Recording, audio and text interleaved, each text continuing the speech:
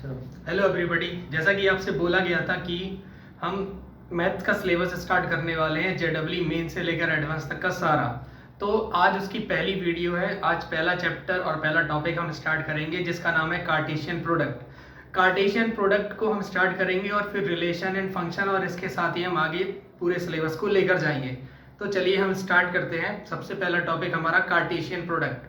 तो Cartesian product का meaning क्या होता है, पहले वो देखें कि कार्टेशियन प्रोडक्ट है क्या। देखिए, जैसा कि आपसे बोला गया था, सारी चीजें कवर करने वाले हैं हम। बेसिक छोटी से छोटी चीज से लेकर बड़ी से बड़ी चीजें। तो कुछ चीजें ऐसी होंगी जो आपको ऑलरेडी पता होगी और कुछ ऐसी होंगी जो आपको नई नई पता चलेंगी। तो सारी चीजों को प्रॉपर आपको समझ के चलना है, पेशेंस रखना है। ओके, चलिए। तो सबसे पहले कार्टेशियन प्रोडक्ट है क्या। कार्टेशियन प्रोडक्ट आया है सेट से। पहले सेट क्या होता है वो पता होगा, आगे हम कार्टेशियन प्रोडक्ट को फिर समझते हैं। तो सेट मतलब क्या है, किन्हीं भी ऑब्जेक्ट का, डिस्टिंक्ट ऑब्जेक्ट का वेल डिफाइंड कलेक्शन सेट कहलाता है। सपोज हमने मान लिया एक सेट ए है, ठीक है, और हमने एक दूसरा सेट मान लिया एक सेट बी है। ओके, एक सेट ए है और एक सेट बी है, दो सेट है हमारे पास। अब इस सेट को हमने लेट कर लिया कि 1 2 और 3, और ये दूसरा सेट है, इसको लेट कर लिया ए बी एंड सी। ठीक है, अब हमसे बोला गया कि Cartesian product of the set ABC निकालो, सॉरी एबी सेट का कार्टेशियन प्रोडक्ट निकालो। तो क्या होगा, तो कार्टेशियन प्रोडक्ट निकालने के लिए हमें क्या करना पड़ता है, डेफिनेशन बाद में पढ़ेंगे, कार्टेशियन प्रोडक्ट की बाद में समझेंगे, कैसे रिप्रेजेंट किया जाता है, वो सारी चीजें देखेंगे बाद में। पहले निकालना सीखते हैं ना। निकालना सीख जाएंगे तो डेफिनेशन हम खुद ही अपने आप बना पाएंगे। डेफिनेशन पर याद करने की जरूरत नहीं पड़ेगी, क्या पढ़ने की जरूरत नहीं पड़ेगी हमें डेफिनेशन की, है क्या। चलिए, तो कार्टेशियन प्रोडक्ट निकालने का मीनिंग ये है कि हर एक एलिमेंट ए के हर एक एलिमेंट को बी के हर एक एलिमेंट से रिलेट करना है, हमें सिर्फ इतना करना है। ठीक है, तो क्या करेंगे इसको हम, एक हमने ले लिया सेट ए, ठीक है, visual representation of set A ले लिया, फिर visual representation of set B ले लिया, इसके एलिमेंट रख दिए हमने ए बी सी। अभी क्या बोला गया, हर एक एलिमेंट को हर एक दूसरे एलिमेंट के साथ हमें रिलेट करना है। तो हमने क्या किया, 1 लिया, 1 को रिलेट किया ए के साथ, फिर 1 को रिलेट किया बी के साथ, और फिर 1 को रिलेट किया सी के साथ। ठीक है, अब इसको लिखने का तरीका क्या होता है, जो कार्टेशियन प्रोडक्ट होता है वो ऑर्डर्ड पेयर में लिखा जाता है। ऑर्डर्ड पेयर भी कैसे, देखिए इतना समझे, सारी चीजों को सारी चीजों से मिलाना है। अभी हमने 1 को सभी से मिलाया, इस तरह 2 को इसी तरह 3 को मिलाएंगे। ओके, अब इसका मीनिंग लिखने का तरीका देखिए क्या होता है। तो जैसे हमने ले लिया हमने ये समझ लिया कि एक सेट ए था जिसके अंदर एलिमेंट है ए, ठीक है, और दूसरा सेट है बी जिसके अंदर एलिमेंट है बी। तो इसको लिखने का तरीका ये होगा कि ऑर्डर्ड पेयर में ही लिखा जाएगा हमेशा। ये हमेशा जब भी लिखेंगे ऑर्डर्ड पेयर में ही लिखेंगे हम, ठीक है, ऑर्डर्ड पेयर में ही लिखेंगे। और ऑर्डर्ड पेयर कैसा होना चाहिए, ए कॉमा बी होना चाहिए, जिसका मतलब ए जो है वो हमेशा ए सेट से आना चाहिए और बी जो है वो हमेशा बी सेट से ही आना चाहिए। ऐसा नहीं हो सकता कि अगर हमने Cartesian product A to B बोल रहे हैं तो हम पहला एलिमेंट बी से नहीं ले सकते, दूसरा एलिमेंट हम ए से नहीं ले सकते। अगर हमने बोला कि Cartesian product A to B निकालो तो पहला एलिमेंट ए से ही होना चाहिए, दूसरा एलिमेंट बी से ही होना चाहिए। ओके, तो अब कार्टेशियन प्रोडक्ट लिखा, ये चीज लिखी हमने, इसको कैसे लिखेंगे, ऑर्डर पेयर में लिखना है। रिप्रेजेंट कैसे करते हैं, ये हो गया एक क्या बोलते हैं हम, एक स्टेटमेंट हो गया हमारा कि कार्टेशियन प्रोडक्ट को ऑर्डर पेयर में लिखा जाता है। अगर हमने order pair A comma B लिया है तो इसका मतलब ये होता है कि सेट ए से, जो पहला वाला सेट है, उस सेट ए से इसका पहला एलिमेंट आएगा और सेट बी से उसका दूसरा एलिमेंट आएगा। ठीक है, तो लिखे कैसे या रिप्रेजेंट कैसे करें, कार्टेशियन प्रोडक्ट को रिप्रेजेंट किया जाता है ए क्रॉस बी से। ए क्रॉस बी या ए इंटू बी, ए इंटू बी बोला मतलब ए टू बी बना रहे हैं हम कार्टेशियन प्रोडक्ट, मतलब ए के एलिमेंट को बी से मिलाएंगे, मतलब पहला एलिमेंट आएगा ए से, दूसरा एलिमेंट आएगा बी से। तो ए क्रॉस बी अब लिखने का तरीका ये होगा कि पहला एलिमेंट हमने 1 को ए से मिलाया, तो 1 को ए से मिला दिया, ये हो गया एक पेयर। फिर 1 को बी से मिला दिया, दूसरा पेयर। फिर 1 को सी से मिला दिया, तीसरा पेयर। हो गया ये काम। अब इसको इरेज कर देते हैं, इसको कोई काम नहीं, लिख दिया हमने। अब 2 को कब मिलाते हैं, तो 2 को हमने ए से मिलाया, 2 को बी से मिलाया और 2 को सी से मिलाया। अभी क्या बन गया हमारे पास, 2a, 2b और 2c बन गया। ठीक है, 2 के सारे सभी को हमने सभी से मिला दिया। अब सी को मिलाते हैं, मतलब 3 को मिला देते हैं, तो ए के साथ मिलाया, बी के साथ मिलाया और सी के साथ मिलाया। अब लिखेंगे कैसे, 3, A 3, B और 3, C, ये लिख दिया हमने। क्या ये क्या निकाल दिया, कार्टेशियन प्रोडक्ट। और कार्टेशियन प्रोडक्ट को रिप्रेजेंट कुछ ऐसे करते हैं, लिखे थे हम सारे, ये हमने क्या किए, इस कार्टेशियन प्रोडक्ट के A क्रॉस B के कार्टेशियन प्रोडक्ट के सारे एलिमेंट्स यहाँ लिख दिए हमने, और इसको हमने क्या करना पड़ेगा, एक सेट के अंदर रख दिया। तो अब क्या बोलेंगे, अब डेफिनेशन पर आते हैं। डेफिनेशन क्या कहलाती है, कार्टेशियन प्रोडक्ट है क्या, Cartesian product is the subset of, sorry Cartesian product को क्या बोलेंगे, A क्रॉस B, और A क्रॉस B मतलब होगा कि A के सारे एलिमेंट को B के सारे एलिमेंट के साथ मिलाना, कॉम्बिनेशन बनाना, रिलेशन बनाना, कार्टेशियन प्रोडक्ट कहलाता है। ठीक है, ये कहलाया कार्टेशियन प्रोडक्ट हमारा। अब आगे इसके जाते हैं, तो इसके आगे क्या है, और चीजें देखें। अभी ये तो 3 एलिमेंट की बात की हमने, A में भी 3 एलिमेंट लिए थे 1 2 3, और B में भी 3 ही एलिमेंट लिए थे A B C। लेकिन अगर ये चीज बहुत ज्यादा यानी कि यानी ये चीज 4 और 5 एलिमेंट की ले ली जाए ना, A में 4 हो, B में 5 हो, ऐसे कुछ करके हो जाए, तो फिर क्या होगा, तो तब भी हम क्या ऐसे प्रॉपर इसको लिख पाएंगे, लिख तो पाएंगे, टाइम लगेगा, लेकिन कभी 10 और 11 आ गए, कभी 12 15 ऐसे आ गए, तो फिर क्या करोगे। तो फिर इसलिए उसको फिर हमें एक तरीका याद रखना है कि कितने सबसेट्स बन जाएंगे, कितने ऑर्डर पेयर बन जाएंगे, वो चीज याद रखनी है। जैसे कि हमने देखा था अभी जैसे कि अभी हमने देखा कि एक सेट A था जिसमें एलिमेंट थे 1 2 3, एक सेट B था जिसमें एलिमेंट थे A B C। तो हमने क्या किया था, 1 को तीनों से मिलाया था तो 3 बने, और 2 को तीनों से मिलाया था, है ना, और 3 को भी हमने तीनों से मिला दिया था, तो टोटल कितने बने थे, 9 ऑर्डर्ड पेयर बन गए थे, है ना, देखेंगे गिनेंगे तो 9 ऑर्डर्ड पेयर बनकर आ जाएंगे। ठीक है, तो इसका मतलब क्या हुआ, सबसे पहले एक वर्ड आएगा कार्डिनैलिटी। कार्डिनैलिटी में हम ये चेक करते हैं कि कितने एक्चुअल में कितने ऑर्डर्ड पेयर आने वाले हैं, कार्डिनैलिटी का यूज करके चेक करेंगे। तो पहले हम ये देखें कि कार्डिनैलिटी है क्या, तो cardinality of A, cardinality of A set क्या कहलाती है, रिप्रेजेंट करेंगे Na से, है ना, Na, और Na का मतलब होता है कितने number of element A set में है, तो 3। फिर इसी तरह cardinality of set B, cardinality of set B मतलब NB, कितने एलिमेंट है सेट B में, तो 1 2 और 3। अब पूछा जाएगा अगर सेट A में 3 एलिमेंट है, सेट B में 3 एलिमेंट है, तो बताओ इसके ऑर्डर्ड पेयर में कितने एलिमेंट रहेंगे। ठीक है, तो ऑर्डर्ड पेयर में कितने एलिमेंट रहेंगे, फिर तो उसको फाइंड करने के लिए Na इंटू NB कर दिया जाएगा, यानी कि 3 इंटू 3 कर दिया जाएगा, और इसका मतलब होगा कि 9 एलिमेंट इसके ऑर्डर्ड पेयर में आ जाएंगे, जो कि हमने पीछे निकाले। अब यही काम कितने में भी कर सकते हैं।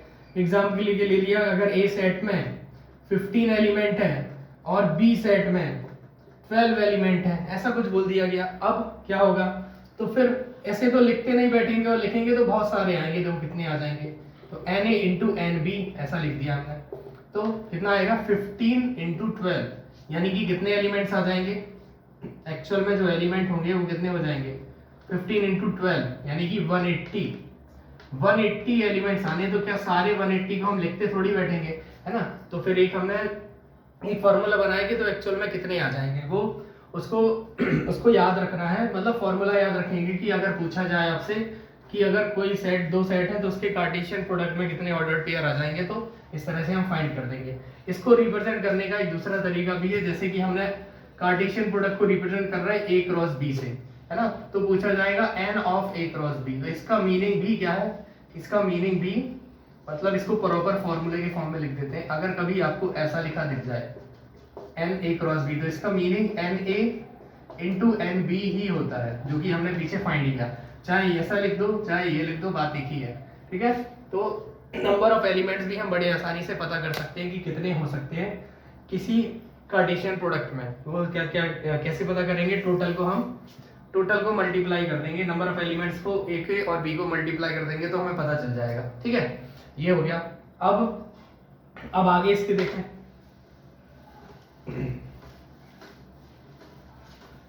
ये तो गए थे 2 सेट की बात। अगर ऐसा आ जाए, अगर आपको बोल दिया जाएगा कि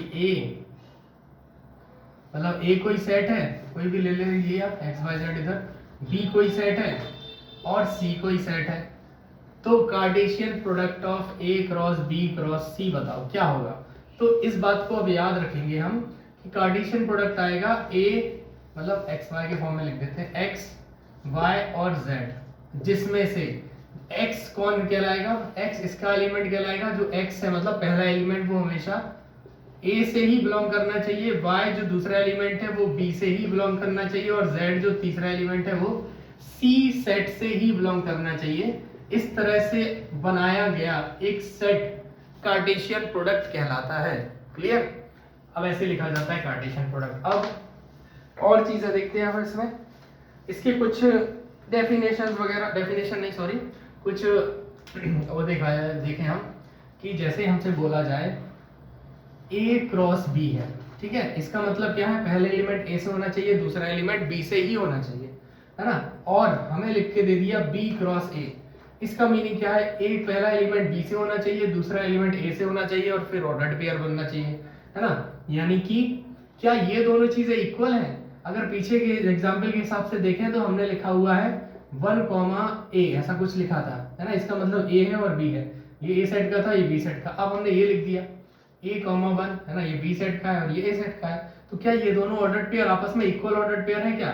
नहीं हो, ये आपस में इक्वल ऑर्डर्ड पेयर्स नहीं है। इसका मतलब क्या हुआ कि A क्रॉस B अगर आप फाइंड करेंगे तो वो B क्रॉस A के इक्वल नहीं होता है। ये क्या है, property number 1, A cross B is not equal to B cross A। लेकिन अगर आपसे पूछा जाए cardinality of A cross B, क्या cardinality of B cross A के इक्वल होती है क्या? तो अब आंसर देंगे कि yes, cardinality of A cross B is equal to the cardinality of B cross A. क्यों? क्योंकि ये कार्डिनलिटी की बात हो रही है, इधर ऑर्डर्ड पेयर को इक्वल रखने की बात थोड़ी हो रही है। क्योंकि अगर हमने सपोज किया कि एन ए में एलिमेंट है 5 और एन बी में एलिमेंट है 6, तो मतलब एन ए क्रॉस बी का मीनिंग क्या था, n A into n B, ये मीनिंग था। यानी कि 5 इंटू 6 यानी कि 30 एलिमेंट आ जाएंगे एन ए क्रॉस बी में, ठीक है। तो ये पता चला कि 30 एलिमेंट है n of A cross B में।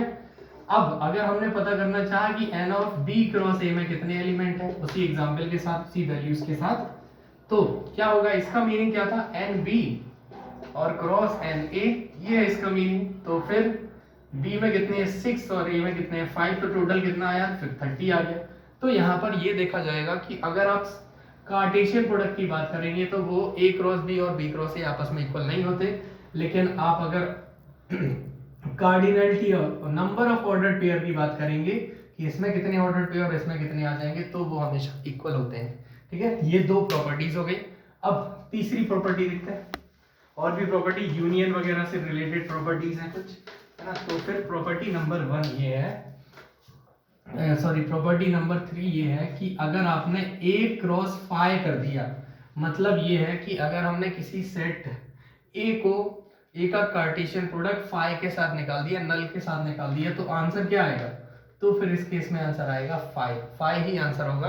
क्योंकि इन और इसमें क्या मैच करोगे, कोई भी इसमें तो एलिमेंट ही नहीं है, तो ऑर्डर पेयर ही नहीं बन पाएगा, ऑर्डर पेयर नहीं बनेगा तो एक भी ऑर्डर पेयर नहीं बन पाए, मतलब कि 5 आंसर हो गया, ठीक है। ये होगी प्रॉपर्टी नंबर 3। प्रॉपर्टी नंबर 4 में क्या होता है कि अगर आपने लिखा A cross B union C, तो इसमें क्या हो जाता है, पहला एलिमेंट इसके साथ जाएगा, ये मतलब A क्रॉस B बन जाएगा, फिर आएगा यूनियन, ये आ गया, ये इधर पे गया, फिर यूनियन अपनी जगह है, और फिर A इधर पे जाएगा, मतलब A क्रॉस C, ठीक है। तो कभी ऐसा लिखा दिख जाए, इसका मतलब है A cross B union A cross C, A cross B निकालो, ए क्रॉस सी निकालो और उनका यूनियन कर दो, एक साथ जोड़ दो, वो कहलाएगा हमारा इस चीज का आंसर, ठीक है। पांचवी प्रॉपर्टी, अगर ए क्रॉस बी इंटरसेक्शन सी आ जाए तो क्या होगा, तो फिर से वही काम करना है, ए क्रॉस बी लिया, इंटरसेक्शन बीच में है तो बीच में लगाया, और फिर बाद में ए क्रॉस सी ले लिया, A cross B intersection of A cross C, property number 5, ठीक है। इस तरह से ये 5 प्रॉपर्टीज हो गई। अब अगली जो प्रॉपर्टी है एक्चुअल में वो सॉल्व करने का है कि कैसे सॉल्व करेंगे। अगर आपको लिखा दिख जाए n of A cross B intersection of n of B cross A, है ना, कोई भी चीज है सी डी जो भी है कुछ भी लिख जाए इधर पे, ऐसा जरूरी नहीं है कि इधर पे ए बी और इधर बी सी ही होना चाहिए, इसका उल्टा कुछ भी हो सकता है, इधर पे भी कुछ भी, इधर पे कुछ भी। हम सॉल्व करना क्या सीख रहे हैं, इधर कोई कार्टेशियन प्रोडक्ट की कार्डिनलिटी है, इधर कोई कार्टेशियन प्रोडक्ट की कार्डिनलिटी है, तो इसको सिंपलीफाई करने को बोल दिया जाएगा। तो कैसे करते हैं, ठीक है, या फिर ये एक ही जगह कार्डिनलिटी भी आप लगा सकते हैं इस तरह से। तो दोनों का मीनिंग एक ही है ना, एन बार ले लिया हमने। अब क्या करेंगे, जब इंटरसेक्शन होगा सिर्फ तब की बात हो रही है ना, इंटरसेक्शन है तो इंटरसेक्शन याद रखेंगे, जो यूनियन के लिए प्रॉपर्टी है तो वो यूनियन के लिए याद रखेंगे। इस फॉर्म में एक कार्टेशियन प्रोडक्ट इंटरसेक्शन ऑफ दूसरा कार्टेशियन प्रोडक्ट, तो ये इंटरसेक्शन की बात हो रही, तो आप सिर्फ इंटरसेक्शन के लिए ये बात को याद रखेंगे। जैसे कि क्या करेंगे, इधर पे ये आ जाए तो एन तो आएगा, ठीक है, ए को बी के साथ, मतलब पहले के साथ ज्वाइन करेंगे, मतलब पहले को पहले के साथ, यानी ए क्रॉस बी। फिर बीच में कौन है, इंटरसेक्शन ले लो। फिर बी को मतलब दूसरे को दूसरे के साथ ज्वाइन करेंगे, यानी एन ऑफ कितना, बी क्रॉस ए, ठीक है, ये आ जाएगा। एक मिनट,